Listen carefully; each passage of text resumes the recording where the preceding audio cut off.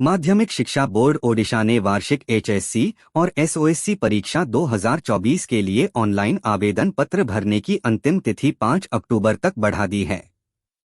Board ने शनिवार को जारी एक प्रेस नोट में यह जानकारी दी है। वार्षिक एचएससी और एसओएससी परीक्षा 2024 के लिए ऑनलाइन आवेदन पत्र भरने और मध्यमा परीक्षा 2024 के लिए आवेदन पत्र ऑफलाइन भरने की अंतिम तिथि 5 अक्टूबर 2023 तक बढ़ा दी गई है। इस अभियान के तहत हर दिन कम से कम 2 शैक्षणिक संस्थानों में जागरूकता कार्यक्रम आयोजित किए जाएंगे। इसके अलावा प्रखंड व थाना क्षेत्र के विभिन्न भीड़भाड़ वाले स्थानों में जागरूकता कार्यक्रम आयोजित किए जाएंगे।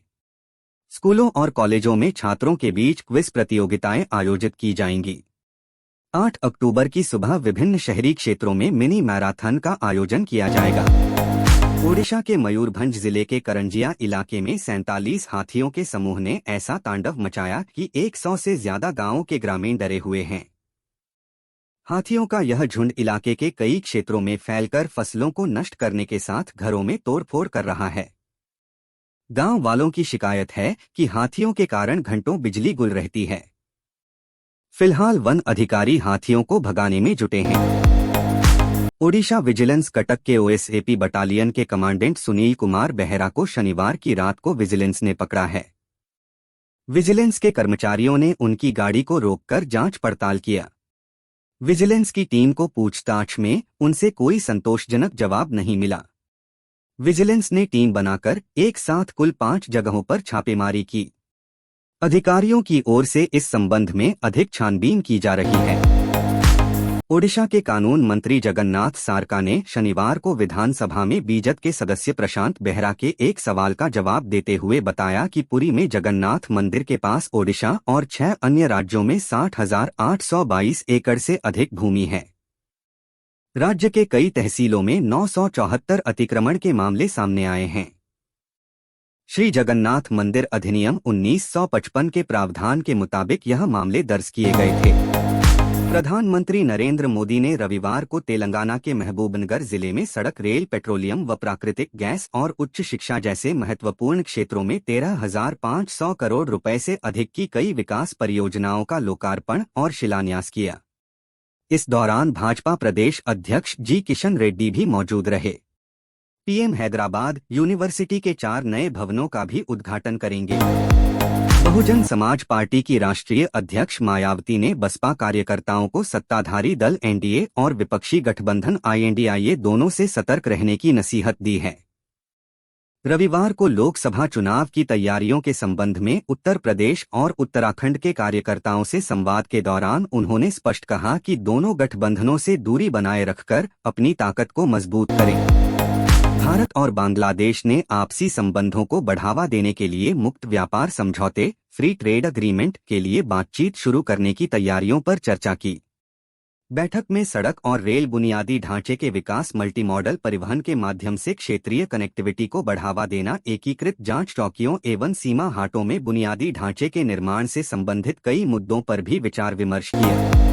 RBI MPC reserve bank of India के गवर्नर शक्तिकांत दास की अध्यक्षता में 6 सदस्यीय मॉनेटरी पॉलिसी कमेटी की बैठक 4 अक्टूबर से लेकर 6 अक्टूबर तक होनी है। जानकारों का कहना है कि इस बार भी आरबीआई रेपो रेट को यथावत रख सकता है। मई 2022 से लेकर फरवरी 2023 के बीच आरबीआई ने रेपो रेट में 2.5% की बढ़ोतरी की थी। ओडिशा के कानून मंत्री जगन्नाथ सारका ने शनिवार को विधानसभा में बीजेपी के सदस्य प्रशांत बेहरा के एक सवाल का जवाब देते हुए बताया कि पुरी में जगन्नाथ मंदिर के पास ओडिशा और 6 अन्य राज्यों में 60,822 एकड़ से अधिक भूमि है। राज्य के कई तहसीलों में 974 अतिक्रमण के मामले सामने आए हैं। पाकिस्तान के पूर्व प्रधानमंत्री इमरान खान की पार्टी पाकिस्तान तहरीक-ए-इंसाफ पीटीआई इस समय नेतृत्व के संकट से जूझ रही है। इमरान के साथ ही पीटीआई के कई बड़े नेताओं के जेल में होने से पार्टी के पास लोगों के बीच या टेलीविजन पर प्रतिनिधित्व करने के लिए कोई चेहरा नहीं है। इमरान अपनी पार्टी के लिए एकमात्र चेहरा माने जाते हैं। उत्तर प्रदेश गोंडा जिले में 3 वर्ष या उससे अधिक अवधि से तैनात कटरा बाजार के थानाध्यक्ष समेत 59 उप निरीक्षक व निरीक्षकों का गैर जनपद तबादला हो गया है। गोंडा के 19 उप निरीक्षक व निरीक्षक मंडल के दूसरे जिलों में भेजे गए हैं, जबकि बहराइच, बलरामपुर व श्रावस्ती में तैनात 20 इंस्पेक्टर को गोंडा में तैनाती मिली है। पर्यावरण व विकास मंत्री गोपाल राय ने रविवार को आजादपुर मंडी का दौरा किया। इस दौरान उन्होंने आग लगने से व्यापारियों को हुए नुकसान का जायजा लिया और उन्हें आश्वासन दिया कि 45 दिनों के भीतर मंडी में आग के बाद मरम्मत का कार्य पूरा किया जाएगा।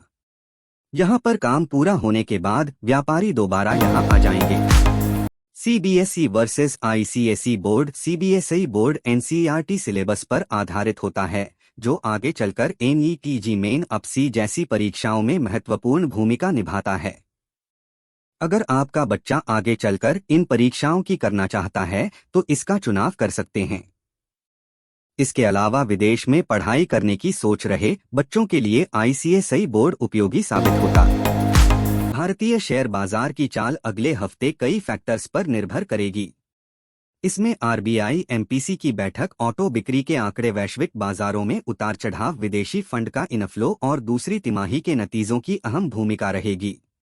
भारतीय शेयर बाजार में पिछले हफ्ते गिरावट देखने को मिली थी और सेंसेक्स करीब 0.27% गिरकर बंद हुआ था। खालिस्तान चरमपंथ द्वारा हालिया वृद्धि पर यूके सरकार के पूर्व आस्था सलाहकार कॉलिन ब्लूम ने चिंता जताई है। ब्लूम ने कहा कि स्थिति इसलिए बिगड़ गई है क्योंकि पश्चिमी सरकारों ने चरमपंथियों के भयावह और आक्रामक व्यवहार से निपटने के लिए पर्याप्त काम नहीं किया। ब्लूम ने इस बात पर जोर दिया कि ब्रिटिश और कनाडाई दोनों सरकारों को इस मुद्दे के समाधान के लिए अधिक सक्रिय कदम उठाने चाहिए। कंपनी ने अपने बयान में ये कहा कि यात्री वाहनों की बिक्री पिछले महीने 41,267 यूनिट्स की रही, जो सितंबर 2022 में 34,508 यूनिट्स की थी, जिसमें कुल 20% की बढ़ोतरी हुई है। एम&एम ने कहा कि उसका कुल निर्यात पिछले महीने 5% घटकर 2,419 यूनिट्स रह गया, जबकि सितंबर 2022 में यह 2,538 यूनिट्स था।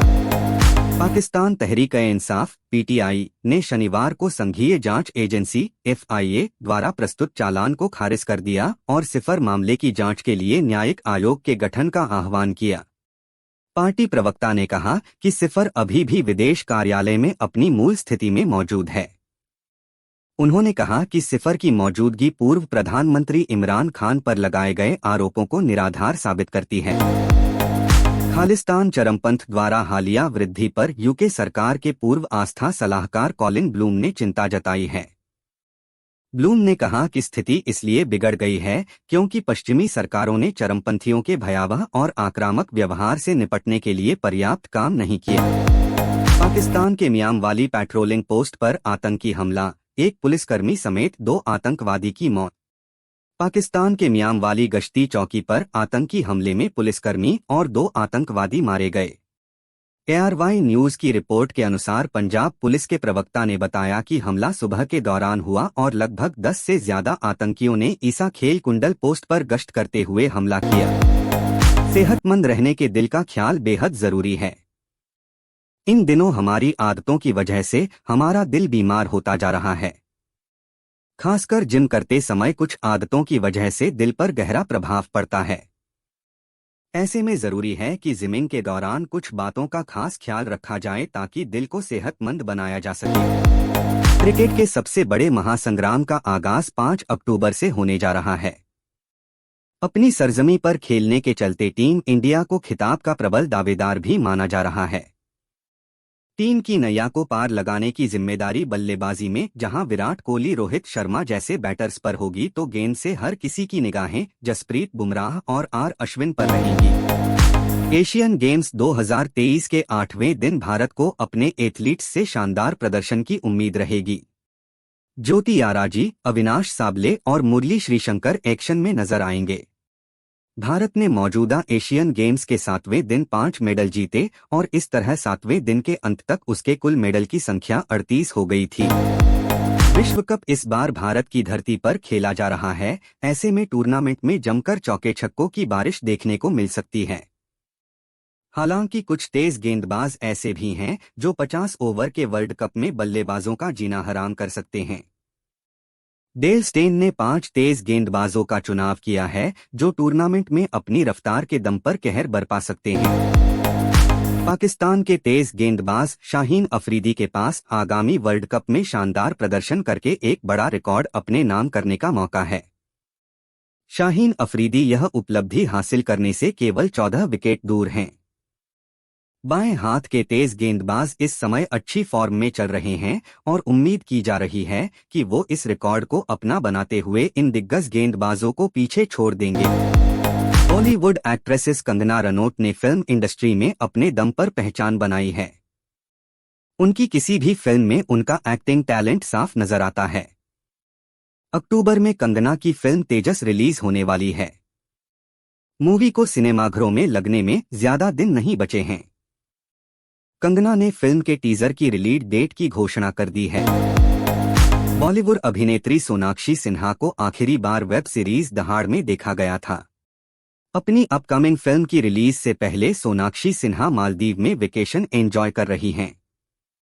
सोनाक्षी ने सोशल मीडिया पर अपने वेकेशन की तस्वीरें शेयर की हैं, जिसमें वह बहुत खूबसूरत लग रही हैं। यहां देखिए सोनाक्षी सिन्हा की लेटेस्ट फोटोज। एक्ट्रेस दिशा पाटनी और दिवंगत अभिनेता सुशांत सिंह राजपूत की film MS Dhoni the untold story को 7 साल पूरे हो गए हैं। इस मौके पर दिशा ने अपने सोशल मीडिया पर एक वीडियो क्लिप शेयर करते हुए खास पोस्ट भी लिखा है। एक्ट्रेस के इस पोस्ट पर अब सुशांत के फैंस से लेकर कई सेलेब्स तक कमेंट कर रहे हैं। जी ले जरा साल 2021 में फरहान अख्तर ने ऐलान किया था कि वह कटरीना कैफ, आलिया भट्ट और प्रियंका चोपड़ा के साथ एक फिल्म बनाने जा रहे हैं जिसका नाम जी ले जरा है। 2 साल तक फिल्म पर कोई अपडेट नहीं आया और फिर इसी साल खबर आई कि प्रियंका चोपड़ा की वजह से फिल्म को टाला जा रहा है। उर्फी जावेद अपने लुक से फैंस को हैरान करना अच्छे से जानती हैं। वह कई बार ऐसी चीजों की ड्रेस पहन लेती हैं जिसके बारे में लोग सोच भी नहीं सकते हैं। खैर, उर्फी जावेद ने एक बार अपने नए अवतार से फैंस के होश उड़ा दिए हैं। सोशल मीडिया पर उनका वीडियो देख नेटिजन्स हैरान हैं।